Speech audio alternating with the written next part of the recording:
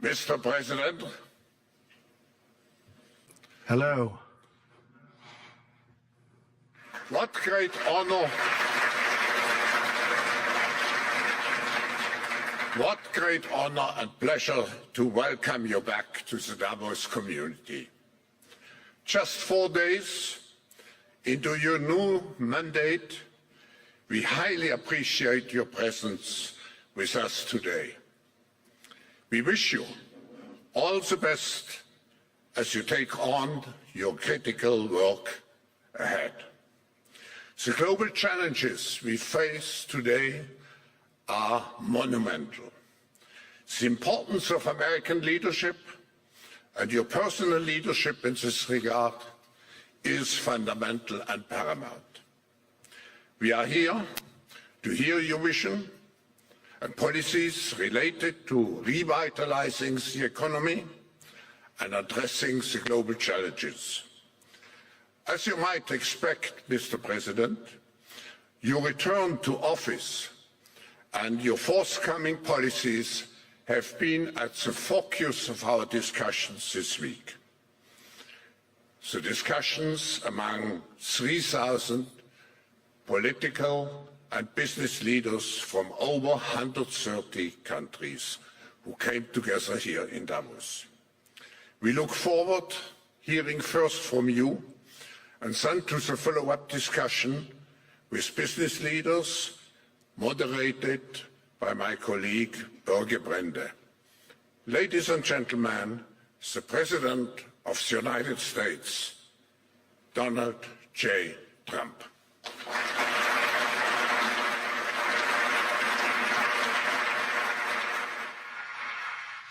Well, thank you very much, Klaus, and hello to everyone in beautiful Davos. This has been a truly historic week in the United States. 3 days ago, I took the oath of office, and we began the golden age of America.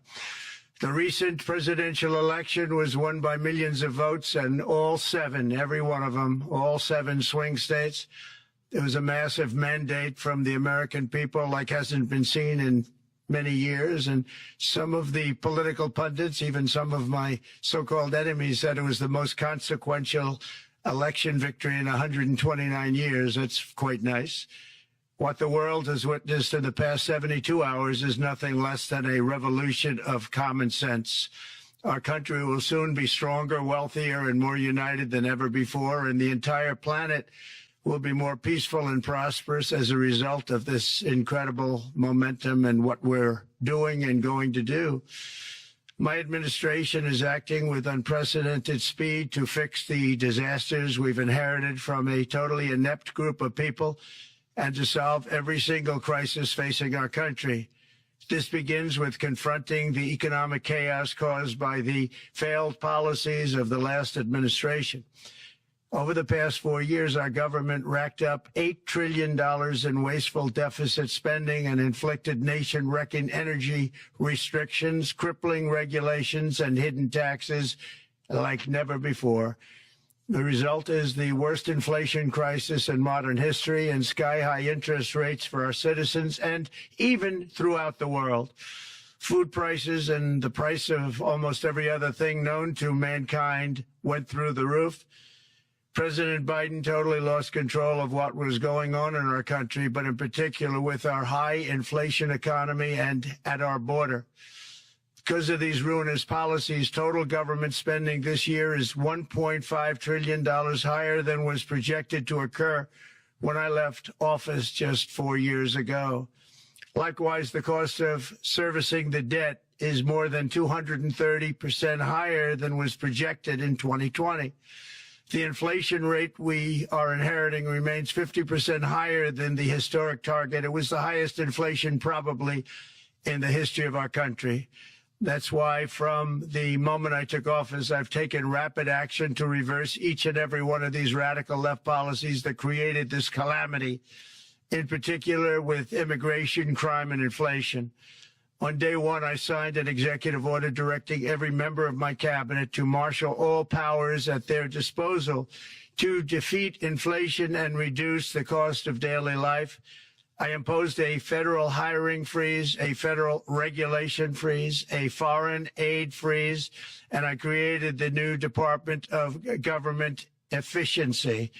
I terminated the ridiculous and incredibly wasteful Green New Deal. I call it the Green New Scam. Withdrew from the one-sided Paris Climate Accord and ended the insane and costly electric vehicle mandate. We're going to let people buy the car they want to buy. I declared a national energy emergency, and it's so important, national energy emergency to unlock the liquid gold under our feet and pave the way for rapid approvals of new energy infrastructure. The United States has the largest amount of oil and gas of any country on earth, and we're going to use it.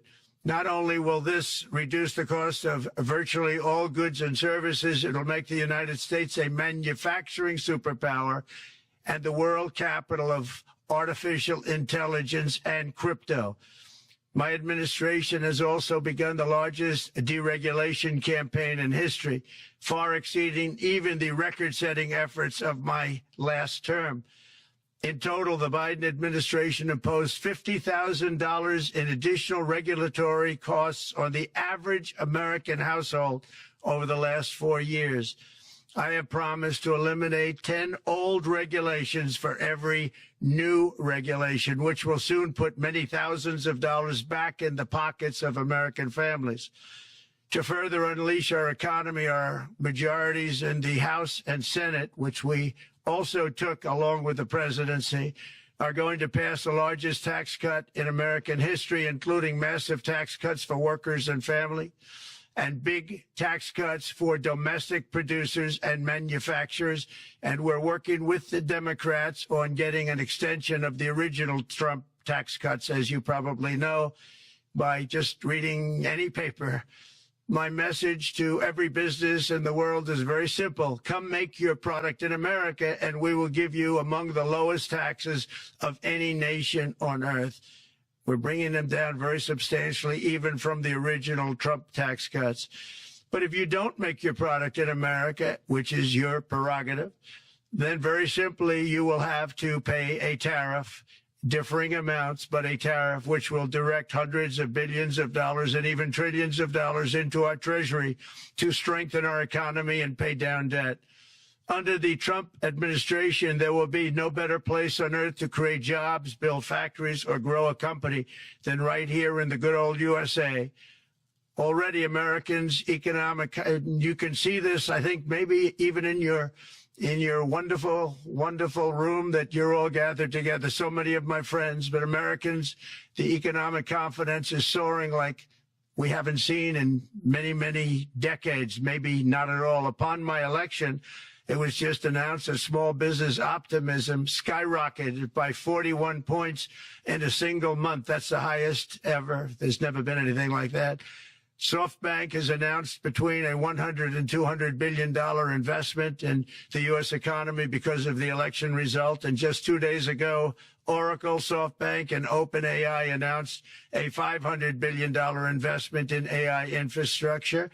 Other companies likewise have announced billions and billions and billions, adding up to trillions of investment in America, in the United States. And it's also reported today in the papers that Saudi Arabia will be investing at least $600 billion in America. But I'll be asking the Crown Prince, who's a fantastic guy, to round it out to around $1 trillion. I think they'll do that because we've been very good to them. And I'm also going to ask Saudi Arabia and OPEC to bring down the cost of oil. You got to bring it down, which, frankly, I'm surprised they didn't do before the election. That didn't show a lot of love by them not doing it. I was a little surprised by that. If the price came down, the Russia-Ukraine war would end immediately. Right now, the price is high enough that that war will continue. You got to bring down the oil price. You got to end that war. They should have done it long ago. They're very responsible, actually, to a certain extent, for what's taking place. Millions of lives are being lost.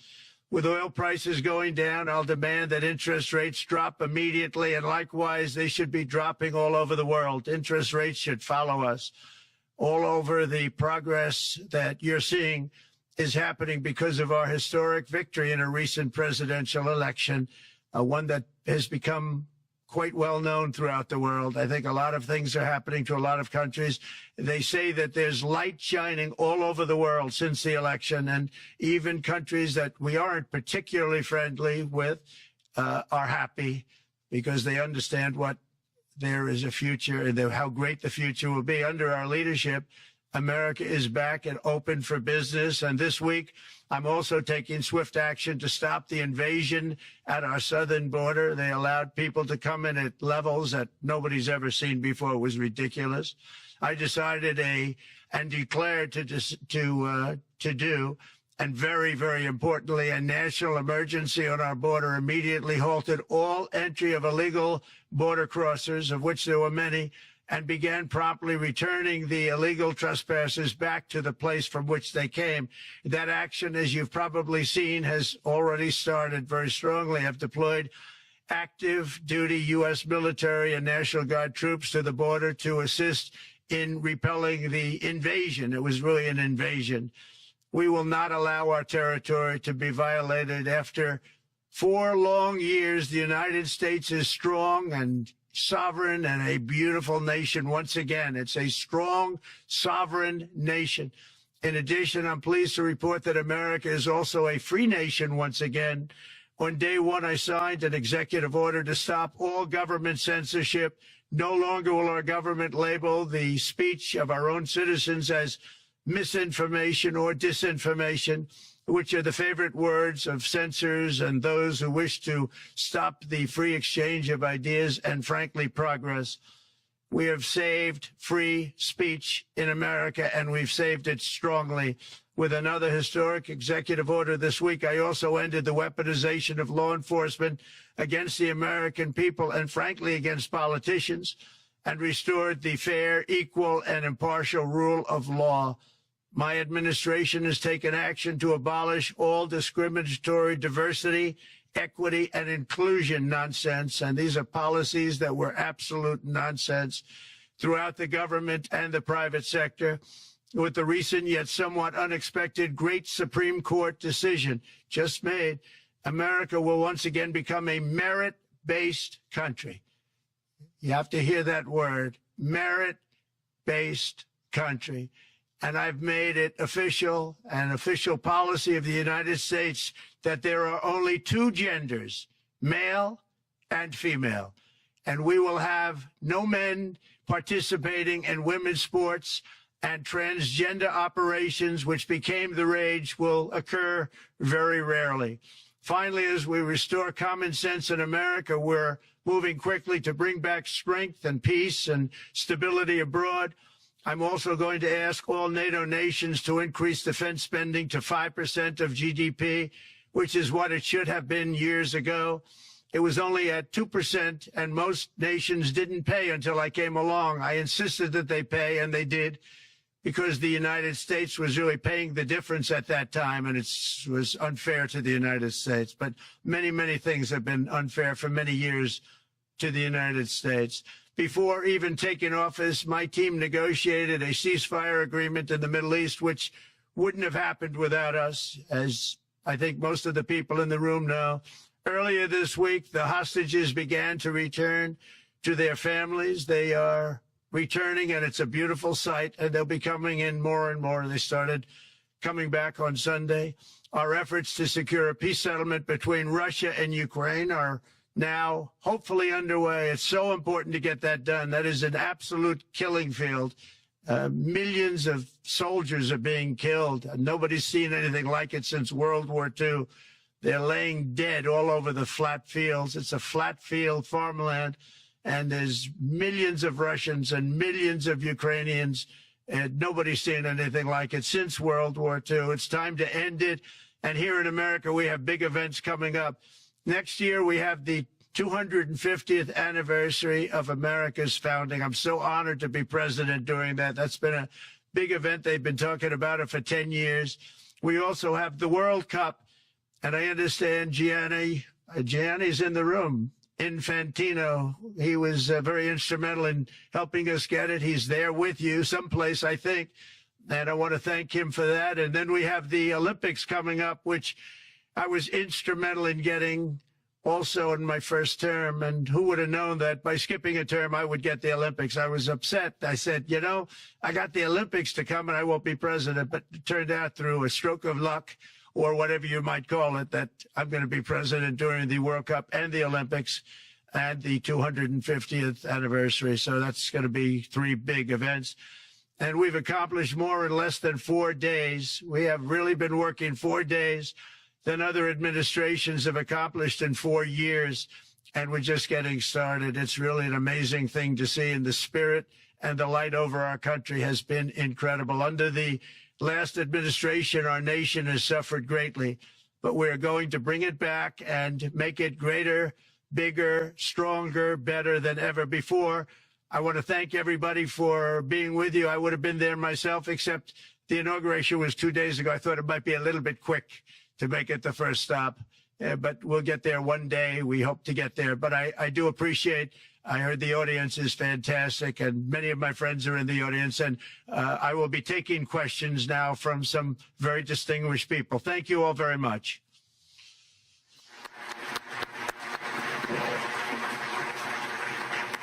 Thank you very much, Mr. President, for that very powerful speech. And I think you could hear the applause all the way from Davos to the White House. But next year it will be even better, because then you can get the applause here in Davos. So we wish you welcome to our village next year. We hope to see you. Thank you very much. So we also know, Mr. President, that you open up for interaction here. We have a great panel with some of the most distinguished business people in the world. Let me start with someone that you know really well, that I think is almost a neighbor of you in in Florida. Mr. Steve Schwarzman, Chairman, CEO, and co-founder of Blackstone Group. So, Steve, floor is yours. Well, Mr. President, I'm sure the Crown Prince of Saudi Arabia will be really glad you gave this speech today.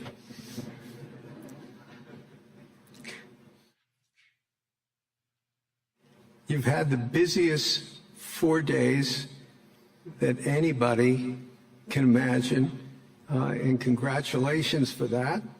My question is about some of the things I've observed here at Davos. It's a terrific forum. I've met lots of people, as usual. I think I've been here 30 years. And a lot of the European business people have expressed enormous frustration with the regulatory regime in the EU. And they attribute slower growth rates here because of the numerous factors, but especially because of regulations. And you've taken a completely different approach in this area. And if you could explain the theory of what you're doing, how you're going to do it, and what you expect the outcome to be, I'd appreciate it. Well, thank you very much. And congratulations, Steve. You're a friend of mine, but on a great career. You've had an amazing career, and it continues. I just want to congratulate you. Very inspirational to a lot of people. I want to talk about the EU, because you mentioned specifically that I've also had a lot of friends and leaders of countries. I've gotten to know them all my first term and a little bit during this period of 4 years, and know them well, like them a lot, but they're very frustrated because of the time everything seems to take to get approved, environmental impact statements for things that you shouldn't even have to do that, and many, many other ways that it takes.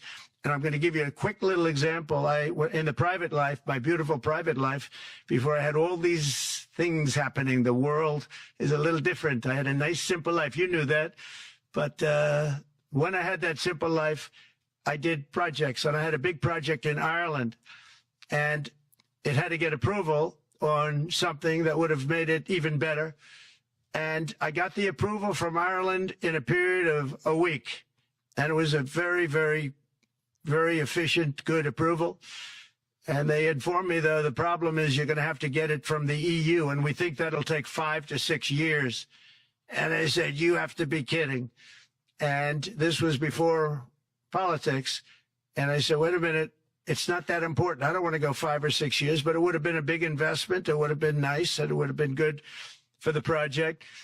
And I sent the people to the EU to see if they could speed it up. And basically, it was a 5 or 6 year wait just to get a simple approval that Ireland gave me in a period of literally not much more than a week. And I realized right then, that was the first time I really was involved with the EU, but I realized right then that's a problem. And I didn't even bother applying to do it. Or if I did, I pulled it very quickly. I have to be very accurate because I don't want to be criticized. He did apply, actually. No, I want to be very accurate. So I don't think I did, but if I did, I pulled it very quickly. It was just something you couldn't wait 5 years or 6 years to get an approval. So a lot of, in a very big business sense, a lot of people are claiming that's the problem. From the standpoint of America, the EU treats us very, very unfairly, very badly.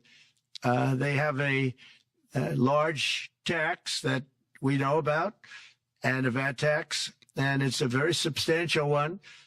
They don't take essentially don't take our farm products, and they don't take our cars, yet they send cars to us by the millions. They put tariffs on things that we want to do, like, for instance, I think they actually, in terms of, these are non-economic or non-monetary tariffs, and those are very bad, and they make it very difficult to bring products into Europe, and yet they expect to be selling, and they do sell their products in the United States. So we have, hundreds of billions of dollars of deficits with the EU, and nobody's happy with it, and we're going to do something about it, but nobody's happy with it. So I think the EU has to speed up their process. Friends of mine that are in some of the nations within the EU, great people, they want to be able to compete better, and you can't compete when you can't go through the approval process fast. There's no reason why it can't go faster. So, I'm trying to be constructive because I love Europe. I love the countries of Europe, but the process is a very cumbersome one. And they do treat the United States of America very, very unfairly with the VAT taxes and all of the other taxes they impose. One other, just to finish up, I got a call from the head of a major airline, one of the biggest airlines in the world, and he said, sir, could you help us? What? Landing in Europe is brutal. They charge us fees for everything, and it's so unfair. I said, how does it compare to China? He said, it's much worse. And the other thing, as you know, they took court cases with Apple, and they supposedly won a case that most people didn't think was much of a case. They won 15 or 16 billion from Apple. They won billions from Google. I think they're after Facebook for billions and billions. These are American companies, whether you like them or not. They're American companies, and they shouldn't be doing that. And that's, as far as I'm concerned, it's a form of taxation. So we have some very big complaints with the EU. Thank you. Thank you very much, Mr. President. We'll now go to one of your friends in the EU, Patrick Pouyanné. He's the chairman and CEO of Total Energies. I guess you have a question ready, Patrick, for the president. Mr. President, as we understand, energy is at the top of your agenda, and it's an honor for me to represent the energy industry tonight. In this panel, Total Energies is indeed the fourth largest oil and gas and electricity company in the world. I will not ask you a question about the oil price. It's quite clear what you expect from us. I will go to gas more. And our company is the largest #1 exporter LNG from the US company. We are a strong contributor to, and we invest in a mammoth LNG projects in Texas, $20 billion. It's far from 200, but it's $20 billion. And we contribute with that to security of supply to Europe, as we export this LNG to Europe. Some experts fear that if there are too many projects developed in the US on LNG, this could have an inflationary impact on the US domestic gas price. And they recommend a pause on these projects. I would ask you the following question. What are your views about such a pause on investments on LNG in the US? What would happen if you would observe an increased domestic gas price because of these exports? And final question, which is important for Europe, would you agree to guarantee security of supply of US LNG to Europe? Well, on the last part of your question, yes, I would. I would make sure that you get it. If we make a deal, we make a deal, you'll get it. Because a lot of people do have that problem. They make a deal and then it can't get supplied because of war-type problems and other problems. So we would absolutely do that. LNG is very interesting because when I took office for the first term, one of the first things I looked at was there were two very massive plants in Louisiana, a state that has been very good to me, won it by many, many points. And I felt strongly indebted to it, actually. And they said there are two plants that have been under environmental consideration for more than 10 years. And they were costing, as you say, you know how expensive those plants are, but they were costing like 12 billion and I think 14 or 15 billion, but they couldn't get their permits. They were in review for years, many, many years, like a decade or more. And I said, so ridiculous. I know so much about that because in the construction industry, I had to go through it too, but I got good at it after a while. But I saw the projects, and you're talking about a total investment of 25 to $30 billion, and it looked like it was going to end. They couldn't get their permits, and I got them done in less than a week. It was done, completed. In fact, when they called them to announce that it was done, the countries, largely countries, Japan was involved and another country and some very big investors, they couldn't believe it. They actually couldn't believe it. And I said, just do yourself one favor. Don't pay any consultants, because the only one that got it done was me. I got it done because it was the right thing to do for the U.S. and for the world, but the consultants had nothing to do with it. You know, the consultants go in and they say, give us millions of dollars because Trump did it. Nobody called me about it. I just heard it was a problem for years. And I got it done because it was the right thing to do for the U.S. and the right thing to do for beyond. It had to do with energy, very important. So I think it's very important. I think I disagree with one. I think the more that you do, the lower the price is going to go. And what I'd like to see is rapid approvals. We're going to give very rapid approvals in the United States, like with the AI plants, talking to many people want to build them. That's going to be a very big thing. We're going to build electric generating facilities. They are going to build. I'm going to get them the approval. Under emergency declaration, I can get the approvals done myself without having to go through years of waiting. And the big problem is we need double the energy we currently have in the United States. Can you imagine? For AI to really be as big as we want to have it, because it's it'll be very competitive with China and others. So I'm going to give emergency declarations so that they can start building them almost immediately. And I think it was largely my idea because nobody thought this was possible. It wasn't that they were not smart, because they're the smartest. But I told them that what I want you to do is build your electric generating plant right next to your plant as a separate building connected. And they said, wow, you're kidding. And I said, no, I'm not kidding. You don't have to hook into the grid, which is old and, could be taken out. If it's taken out, they wouldn't have any way to get any electricity. So we are going to allow them to go on a very rapid basis to build their plant, build the electric generating plant. They can fuel it with anything they want, and they may have coal as a backup, good, clean coal, If there were a problem with a pipe coming in, as an example, you're going with gas, oil or gas, and a pipe gets blown up or for some reason doesn't work, there are some companies in the U.S. that have coal sitting right by the plant so that if there's an emergency, they can go to that short-term basis and use our very clean coal. So that's something else that a lot of people didn't even know about, but nothing can destroy coal, not the weather, not a bomb, nothing. It might make it a little smaller, might make it a little different shape, but coal is very strong as a backup. It's a great backup to have that facility, and it wouldn't cost much more money. And we have more coal than anybody. We also have more oil and gas than anybody. So we're going to make it so that the plants will have their own electric generating facilities attached right to their plant. They don't have to worry about a utility. They don't have to worry about anything. And we're going to get very rapid approvals. Thank you. Thank you so much, Mr. President. We'll now go to another CEO that you know very well, Brian Moynihan, the CEO and Chair of Bank of America. Good afternoon, Mr. President, and congratulations and obviously an eventful week for you and your family. If you remember 5 years ago, you came here and we walked among 150 CEOs from all over the world and you engaged with them about your policies and your procedures.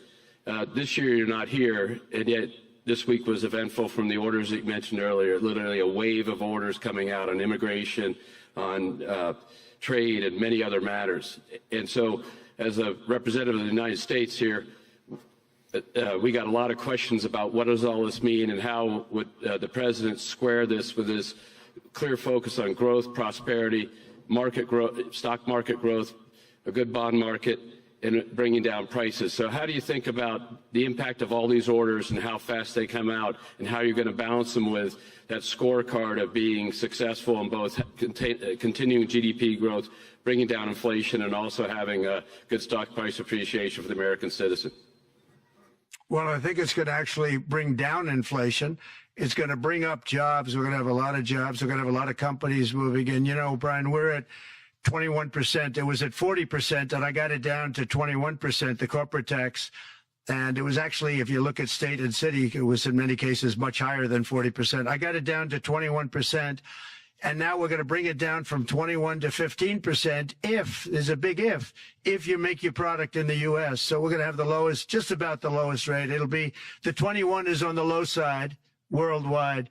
The 15 is about as low as it gets.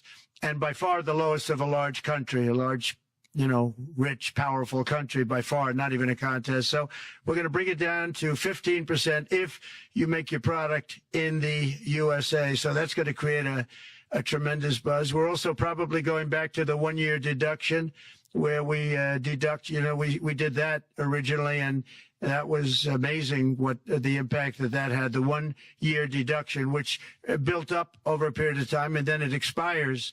But we're going to go back to that when we do the renewal of the Trump tax plan. We have to get Democrats to approve it. But, you know, if the Democrats didn't approve it, I don't know how they can survive with about a 45% tax increase, because that's what it would be. And so I think they're going to do. We've been working along with them pretty well. I think it's very hard for a political group to say, let's charge people 45% more.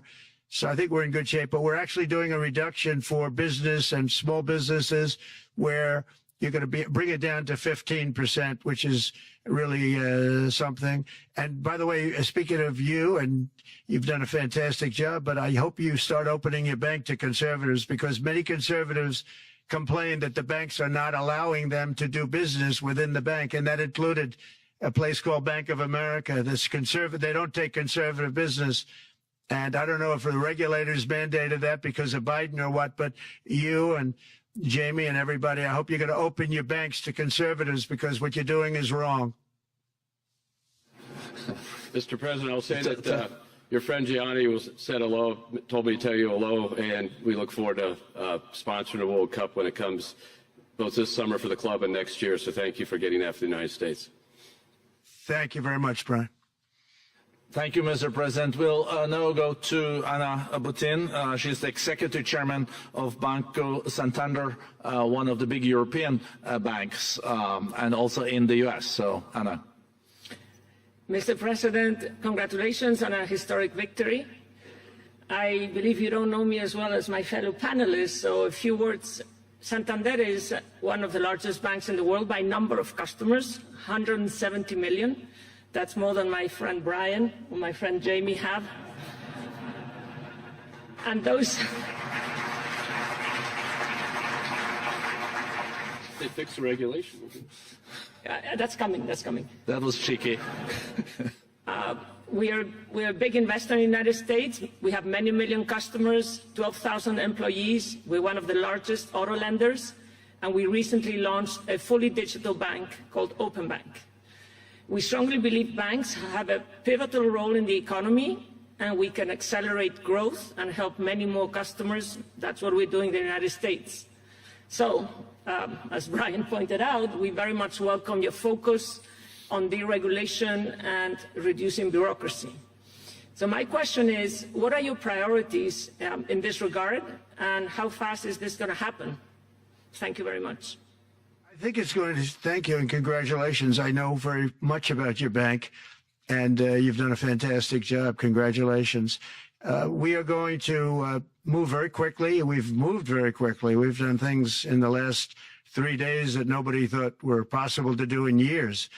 And it's all taking effect. It's going to have a huge impact on the economy, a huge positive impact. Money was being wasted on crazy things. I mean, the Green New Deal was such a total disgrace, how that was perpetrated. And it was conceived of by people that were average students, less than average students, I might add, and never even took a course in energy or the environment. It was just a game. Remember, the world was going to end in 12 years. Remember that? Well, the 12 years has come and gone. It was going to end. It was going to all foam into earth. But, you know, the time has come. These people, and they really scared the Democrats large. I can't say the Republicans. The Republicans maybe could have fought harder to stop it, but it's been a tremendous waste of money. You know, during my 4 years, we had the cleanest air, we had the cleanest water, and yet we had the most productive economy in the history of our country. We had the most productive economy until COVID came. We had the most productive in the history of our country by far, and actually, you could look worldwide. We were beating everybody from China to everybody else. So, and we think we really now, with what we have learned and all of the other things that have taken place, we think we can even far surpass that, actually far surpass it. But we do, one thing we're going to be demanding is we're going to be demanding respect from other nations. Canada, we have a tremendous deficit with Canada. We're not going to have that anymore. We can't do it. I don't know if it's good for them. As you probably know, I say you can always become a state. Then if you're a state, we won't have a deficit. We won't have to tariff you, et cetera, et cetera. But Canada has been very tough to deal with over the years, and it's not fair that we should have a $200 billion or $250 billion deficit. We don't need them to make our cars, and they make a lot of them. We don't need their lumber because we have our own forests, et cetera, et cetera. We don't need their oil and gas. We have more than anybody. So, you know, just as an example, with Mexico, we're dealing with Mexico, I think, very well. And we're just, you know, we just want to be treated fairly with other nations, because there's hardly a nation in the world, and I blame this on us, and I blame it on politicians that, for some reason, probably mostly it's stupidity, but you could also say other reasons, but mostly stupidity. They've allowed other nations to take advantage of the U.S., and we can't allow that to happen anymore. You know, we have debt. It's a very small debt when you compare it to the value of the assets that we have, but we don't want to do that. We want to just have debt be obliterated, and we'll be able to do that fairly rapidly. And a lot of good things are going to happen. And honestly, good things are going to happen for the world, and good things are going to happen for the people that are dealing with us, allies and beyond allies. One thing very important, I really would like to be able to meet with President Putin soon and get that war ended. And that's not from the standpoint of economy or anything else. It's from the standpoint of millions of lives are being wasted. Beautiful young people are being shot in the battlefield. You know, the bullet, very flat land, as I said, and the bullet goes, there's no hiding. And a bullet, the only thing going to stop the bullet is a human body. And you have to see, I've seen pictures of what's taken place. It's a carnage, and we really have to stop that war. That war is horrible. And I'm not talking economy. I'm not talking economics. I'm not talking about natural resource. I'm just talking about There's so many young people being killed in this war, and that's not including the people that have been killed as the cities are being, knocked down building by building. So we really should get that stopped. Likewise, in the Middle East, I think we've made a lot of progress in the Middle East, and I think that's gonna come along pretty well.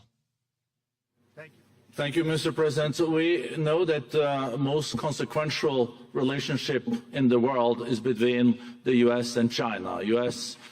28% of the global economy, China close to 20%. That's almost half of the global GDP. And we know that you called President Xi Jinping last Friday.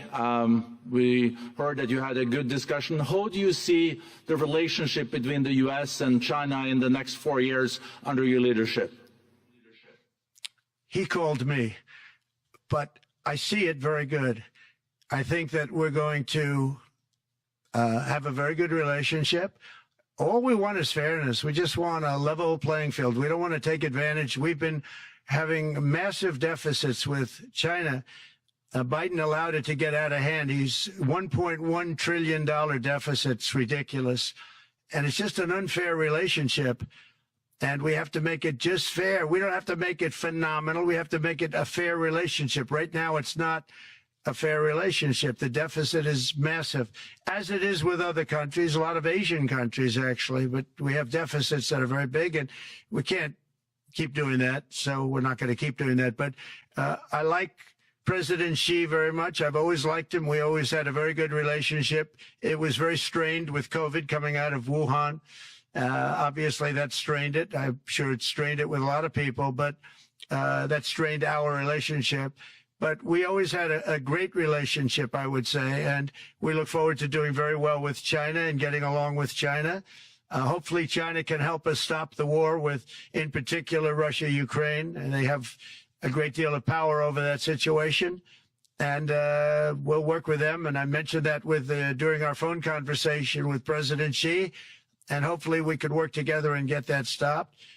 We'd like to see denuclearization. In fact, with President Putin, prior to an election result, which was frankly ridiculous, we were talking about denuclearization of our two countries, and China would have come along. China has a much smaller, right now, nuclear armament than us, or field than us, but they're going to be catching it at some point over the next 4 or 5 years.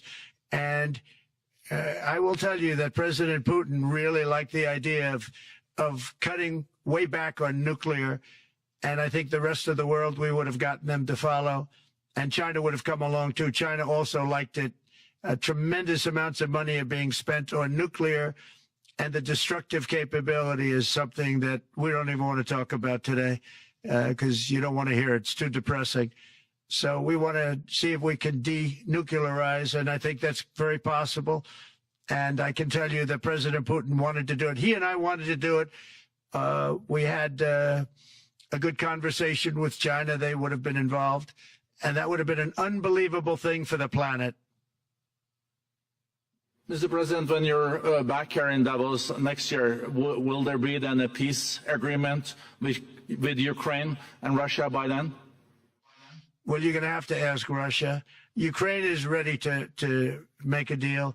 Just so you understand, this is a war that should have never started. If I were president, it would never have started. This is a war that should have never, ever been started. And it wasn't started during there was never even talk about it. I knew that it was the apple of President Putin's eye, but I also knew that there was no way he was going in, and he wasn't going to go in. And then when I was out, bad things happened, bad things were said, a lot of stupidity all around, and you end up with what you have. Now you have all these bombed out cities. They look like demolition sites with many people killed. I think the thing that you'll see about Ukraine is that far more people have died than is being reported.